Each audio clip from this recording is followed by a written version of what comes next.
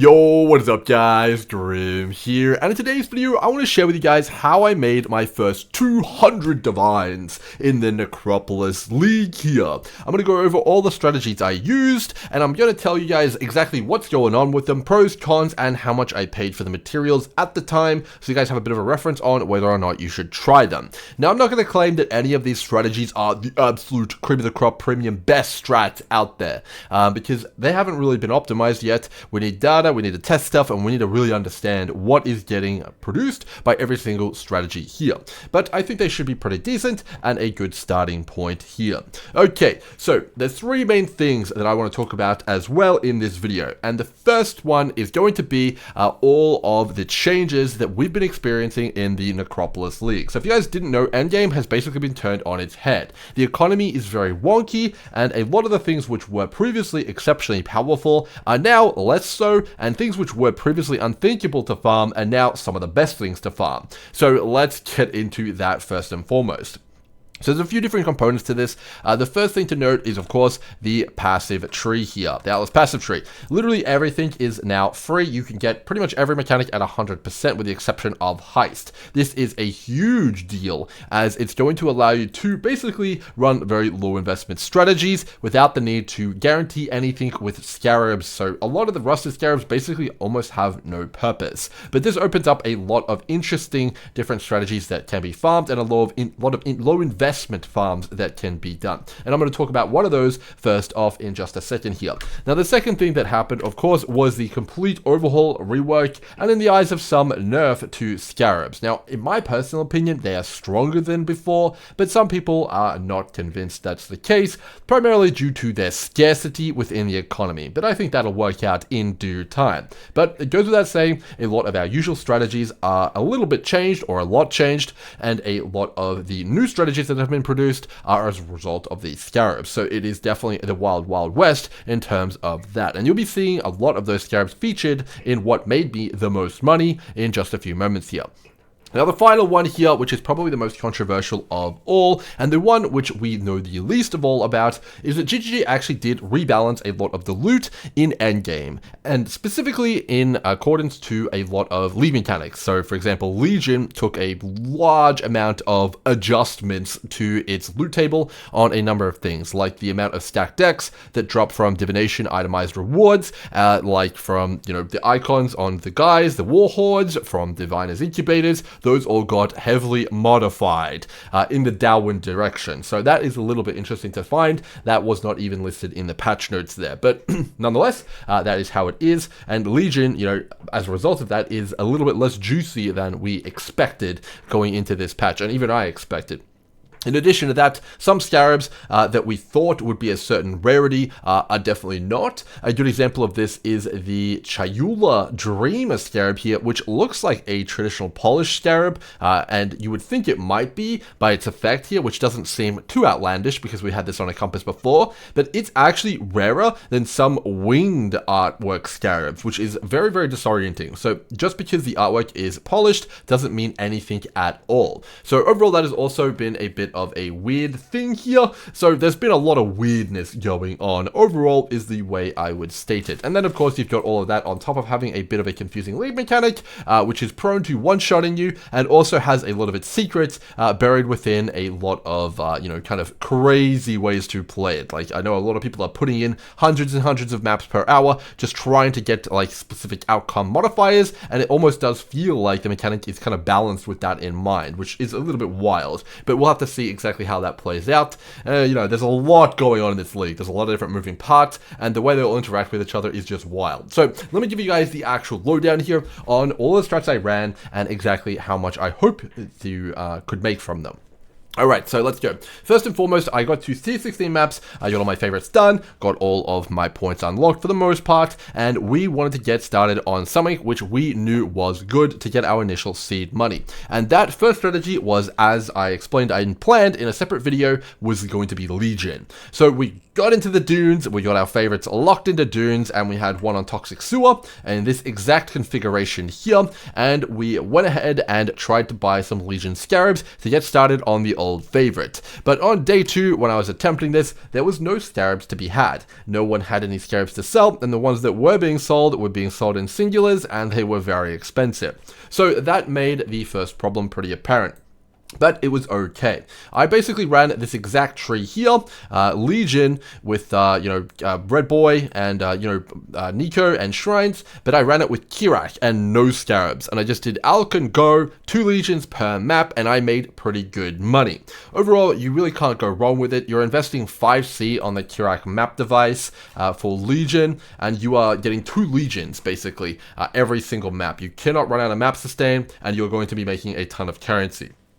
Emblems didn't end up being as weak or as cheap as everyone expected either. They, kind of do have some price associated with them, and you can bulk sell the set, which you will be getting as well. So overall, Legion is in a pretty good place, but I moved on from it very, very quickly. So fast so that I actually did probably less than 20 maps of Legion after I spec'd fully into it. Now, what could have caused me to abandon something which I know is strong and I know is very powerful and very enjoyable, and which I literally designed my entire build around? Well, it was because I was in a call with a friend who was doing a different strategy, and he made a Mage Blood in basically one day on like day 2, and he had just completed his Mage Blood, and I was like, what is this? What is going on here? I need to get in on that. So that's exactly what I did. I drummed up my other Atlas passive trees here, and I swapped over one of them to the strategy he was doing. So you might ask, okay, what was the strategy he was doing? Well, he was doing Essence, and he was doing them in tier 6 maps. And the reason he was doing them in tier 6 maps is that the strategy is actually pretty damn hard unless you have reasonable gear. And of course on day 2, pretty much no one has reasonable gear. So we were in tier 6 maps, and we were doing Essence. Now, why were we doing Essence in tier 6 maps in the first place, and what makes it so hard? Well, the thing is, when you're farming Essence, there's a very specific breakpoint that occurs which allows you to get higher qualities of Essence.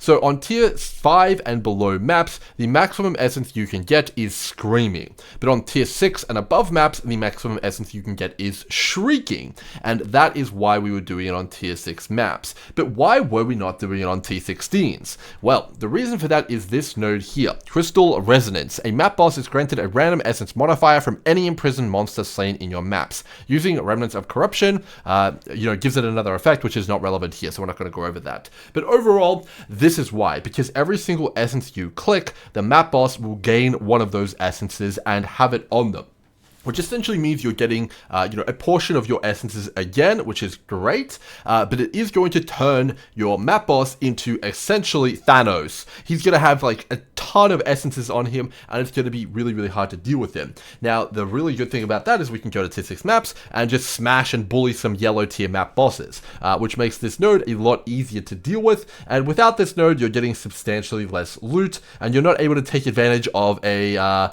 situation that I'll talk a little bit about in a second. But overall, that is the reason we do tier 6 maps, and overall that is kind of the juice. Now, if you just did Essence, you took all of the other Essence nodes on the tree, it would be okay. It wouldn't be anything crazy. But the other thing we need to talk about really quickly here is this node here. Amplified Energies. Imprisoned monsters in your maps have at least one essence at the highest tier possible. So remember how I said tier 6 maps have Shrieking? This means that it's going to be a guaranteed one Shrieking essence on every single essence monolith in your map.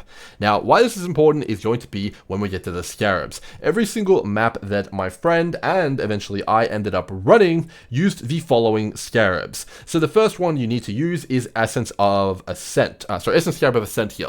It says essences found in area are a tier higher. Now this stacks on top of this. So all essences are essentially going to be having one deafening essence minimum. So every single essence pillar you find is going to have one deafening essence, which is fantastic. And it's going to really synergize with our strategy quite a lot here. Now the next thing you're going to want to do is get this one here, Essence Scarab of Calcification. This basically makes it so all rare monsters in the map are turned into essences, which is completely out of control. And then, on top of that, you're going to want to add these two here, Scarab of Adversities here, which basically adds 4 additional rare monster packs, which is going to be more essences. Now, I think it's basically 8, but my friend was telling me it was 16 because they are mirrored. I couldn't really tell personally, but basically you get so many essences, it's just like there's essences everywhere, man. They're all over the map. But yeah, it's a lot of essences nonetheless. And, you know, you're going to get deafening on all of them, and then the map has a chance to have those essences inherited on the map boss, which is completely out of control. And you're going to get a ton of these essences overall, which is, you know, really good. And essences, if you guys don't know, this league are exceptionally expensive, like really, really so. All of the deafening essences are like mega money, and you get, you know, tons of them. You get hundreds of essences using this strategy here.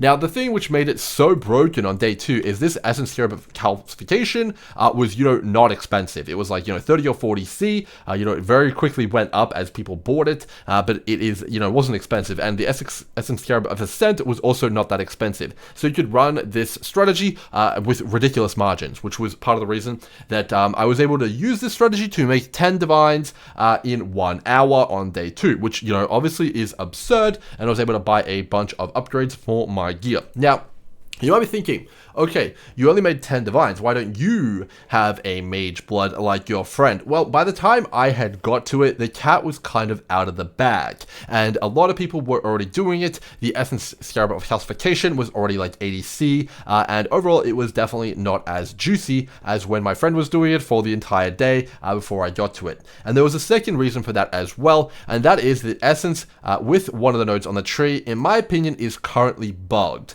Now, it's pretty difficult to call this an exploit, but it's definitely sus. So basically, one of the things that can happen with the essence tree, with this node specifically here, is if you get a shrieking essence of hatred, which is deafening, and it gets transferred to the boss, I think there's also some interaction with if you get a second one that basically makes the boss drop like 80 shrieking, 80 deafening essences of hatred. It's ridiculous. If you've done essence, you know what I'm talking about.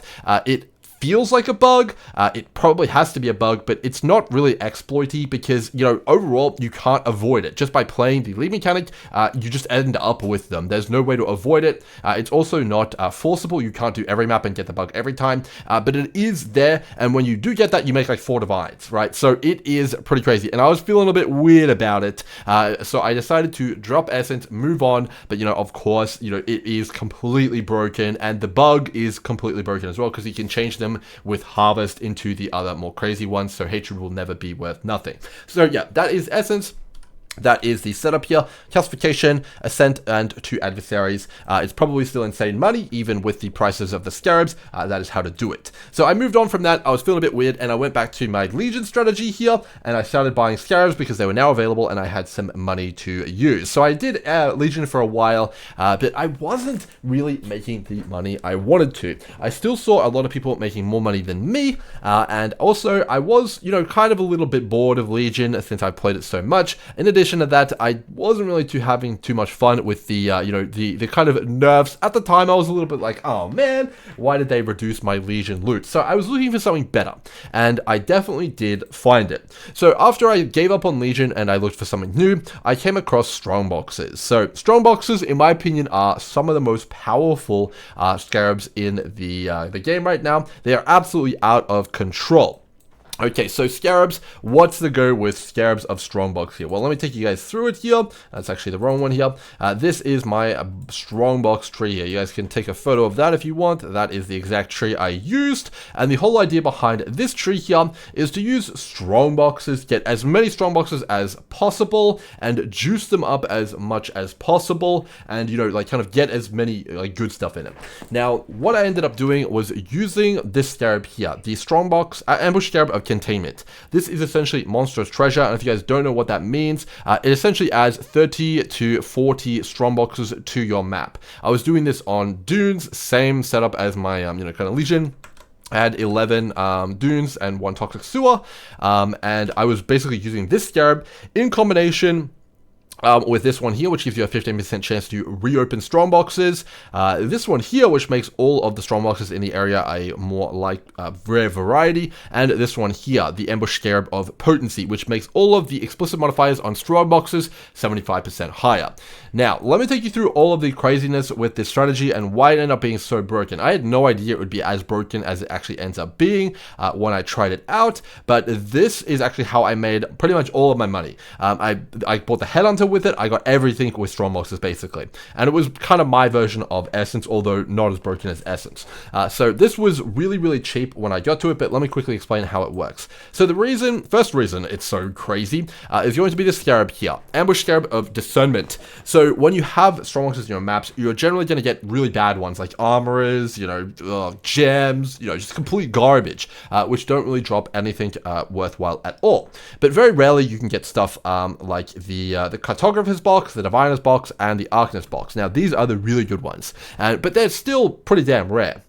You might get like one every other map normally, and even if you're doing full Strongboxes, you might get like 1 or 2 of each of them every single time you do a setup. But with this Scarab here, you get like 10 Arcanists when you combine this with Monstrous Treasure. So if you have 40, 40 Strongboxes here, you're gonna get like 10 Arcanists, you'll get like 10 Diviners, and you'll get a Cartographer one, probably like 1 or 2 every other map, and it's crazy. You get so much currency, so many divination cards, and the thing which makes it really absurd is that you can duplicate all of them, literally all of them. So if you get a Divine from an Arcanist, it's 2 Divines. If you get like a Doctor, it's 2 Doctors. It's crazy, and I got a ton of currency from this. I don't even know how many Divine Orbs from the Arcanist Strongboxes, and I got a ton of the Divine, the Divination cards as well. I got like Nurses, I got Patients, I even got, a few Mirror Shard ones as well, which sold very well.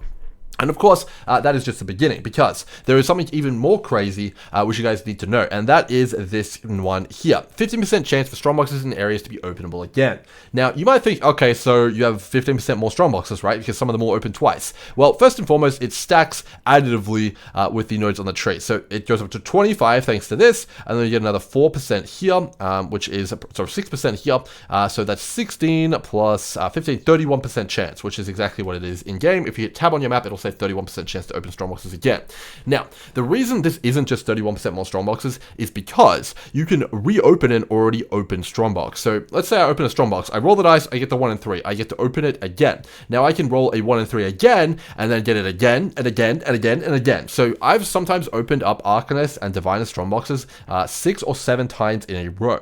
It's so crazy and out of control, and it feels really fun, which is the most important thing. And again, everything in those boxes is duplicated, which is completely out of control. So yeah, very fun there, but it gets better. So this one here, 75% increased effect of explosive modifiers on Strongboxes in area. This is crazy. It basically takes all of the modifiers which are rolled on the Strongboxes and times 1.75. So if an Arcanist Strongbox, which has all currency in it, says 8 additional items in it, this basically makes it, 14? And that means that you're almost getting double loot from those Strongboxes, which is crazy. So yeah, this one is really good as well, and it actually stacks really nicely with other modifiers as well. So let's say I got that 8 kind of currency items, and then I also got increased item quantity on that Arcanist Strongbox as well. Those kind of work together, and then you add the 75% chance to get on both of those, they kind of multiply even more crazy. So it's just really busted is what I'm getting at here. But wait, there's more. Okay, so a lot of people are now realizing that tier 17 maps are really hot. They are hot shit, man. They are crazy. They are really expensive, and people are making bank farming them. So this map here, Fortress map, sells for 60 chaos, and you get a lot of maps, especially when you get a Cartographer box in this strategy here, which is really awesome. Now, when you drop maps in the map, obviously, they have a percentage chance to be converted to tier 17 thanks to your watchstones here. There's 0.4% chance to be converted for your first one here. Because you drop so many maps, you have a pretty damn good chance of getting one of those. And because pretty much all of your monsters are in boxes thanks to the Scarab, all of the monsters are pretty much like going to be dropping the maps in the boxes, well, you have a chance to duplicate that tier 17 map, which is crazy, meaning all of your tier 17 maps are basically times 2. You're getting double the amount of tier 17 maps as as other people, which is completely out of control. This happens very, very often, actually. I got a lot of mirrored T17 maps. And the other cool thing is they don't sell for any less. Because you can't modify the T17 maps anyway, they are full price, baby. No markdown required. So very, very good there. Pretty impressed. But hold on, there's more. I know, how could there possibly be more? But there's more. But wait, there's more. Okay, so the other thing is that they actually buffed Strongboxes this league comparatively to last league. So previously there was a special Strongbox called an Operative Strongbox, which dropped Scarabs. That got completely deleted. That is no longer in the game, but that is fine because they added an ability for all non-special Strongboxes, meaning Cartographer, Diviners and Arcanists, every Strongbox which is not those, I think, and Gems and Quality, any that are not those 5 can drop Scarabs. They have a modifier on them which says the Strongbox drops 5 additional Legion Scarabs or something like that. And again, you can reopen those over and over and over again. So it's not unlikely that you get 6 or 7 or even up to 15 Scarabs from one singular Strongbox. So it is out of control, man. And the cool thing is, those are the less common varieties. So they're the more common varieties, and that'll be relevant in a second here. So overall, the strategy is completely cracked. You get a ton of Scarabs, you get a ton of duped currency, a ton of duped T17s and just maps in journal, and a ton of duped divination cards. Absolutely crazy.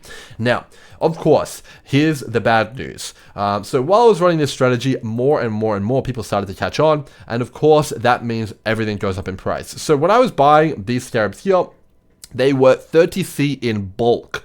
So I was buying 10, 20 of them at a time for 30C, and I was chain running these things like nobody's business. I'm pretty sure when I started running these, I was one of the only people running them, and I was cleaning out the market myself. And these ones here, the ones which make stuff rarer, were only 8C, but you can now see, I mean, it's not a very good representation, but if you want to buy a lot of these, they're about 18C here.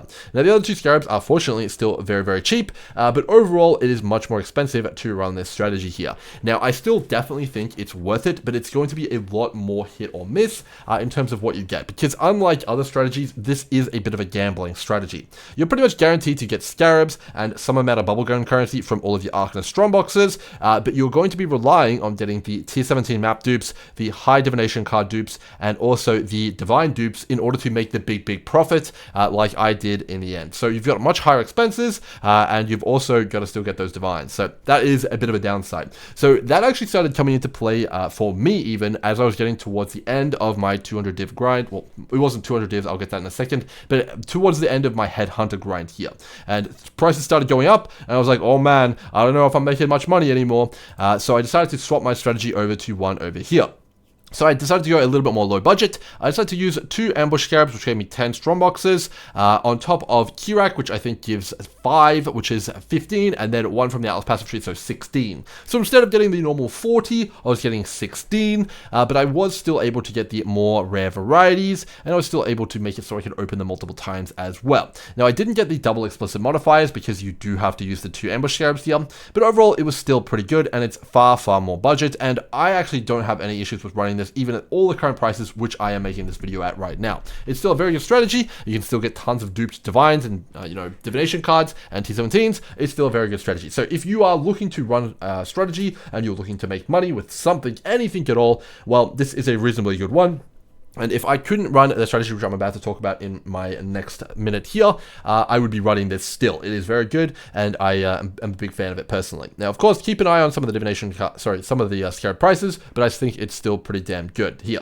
Now, okay, we're running out of time here. The video is getting pretty long, but next up, I want to cover the last strategy which I moved on to. So after I got my Headhunter, I knew that I wanted to farm something with more juice, because most of these strategies here are definitely pretty low juice. They don't use Delirium, they don't use Beyond, they don't use any rare monsters or anything like that, and I knew that farming rare monsters, it was going to be completely broken. I knew that if I could get as many monsters as I could into a map, I would be absolutely swimming in cash, and that absolutely did end up being the case. So the strategy I moved on to after Ambush here is Harbinger. So Harbinger is completely out of control. It is my new favorite mechanic. It has usurped Legion. It is now the dominant strategy for me, and it is so damn overpowered, man. It is completely broken. Not for the currency explosions, well, that is broken, but also just for the sheer amount of Scarabs, maps, and just random stuff that you can drop. It is absolutely completely absurd. Now, I don't really have time to cover it exactly. I'm going to make its own dedicated video most likely, but the TLDR is this. You add a ton of Harbingers to the map here with 2 Rusted Scarabs, that's 6. You get a 7th from the tree, and then Kira gives you another 3 here from the map device. That's 10 Harbingers. And then you have on the Atlas passive tree a 25% chance to replace them with a King Harbinger, which has way more monsters, way more rares, way more shards. And then you also stack on this one here, which is a 50% chance to turn the boss into a Harbinger boss, to turn the Harbinger into a Harbinger boss, which is now additive with this, so you have a 75% chance for all Harbingers in the map to be King Harbingers, which is completely ridiculous. So you're getting 7 King Harbingers on average per map, which is absolute, words cannot express. And then you also run this one here, which makes all of the currency drops the rarity variety. Now, this is kind of hit or miss, because it also converts all of the shards to a specific type, but if you get fracturing shards, you get like 2 or 3 fracturing orbs in one King Harbinger. It feels really good. You make like many divines. Overall, Harbinger is completely cracked, but not just Harbinger alone. So this tree overall here, oh man, I don't have enough time to talk about this, but anyway, we're combining it with something else. We're going to be combining it with Beyond and Delirium Mirror here. So we're getting a 100% chance for Delirium Mirror and Unending Nightmare on this tree, and we're also getting 80% chance for Beyond, which is really good. Now, overall, the 80% chance Beyond becomes 100% thanks to the base chance of getting Beyond, and also these nodes here, which gives you the remaining chance, and the Delirium similarly becomes 100% chance thanks to these nodes here. And basically, the strategy becomes massive amounts of Delirium monsters, massive amounts of Harbinger monsters, and all of those spawn massive amounts of Beyond monsters, which gives you a massive amount of rares, magics, white mobs, everything, and then those all feed into this node here, which gives you a massive amount of Scarabs. Using this strategy, it's very easy to pull out 20 Scarabs per map consistently, and also you can get upwards of 30 or even more of them depending on how hard you go on the strategy here. And that's all on top of all of the usual Harbinger currency, as well as all of the normal maps, tier 17s, and everything else you can expect from a strategy like this here. So overall, this last one is absolutely, in my opinion, my most profitable one. It's the most fun one, but it brings me to this final point here, which is Headhunter.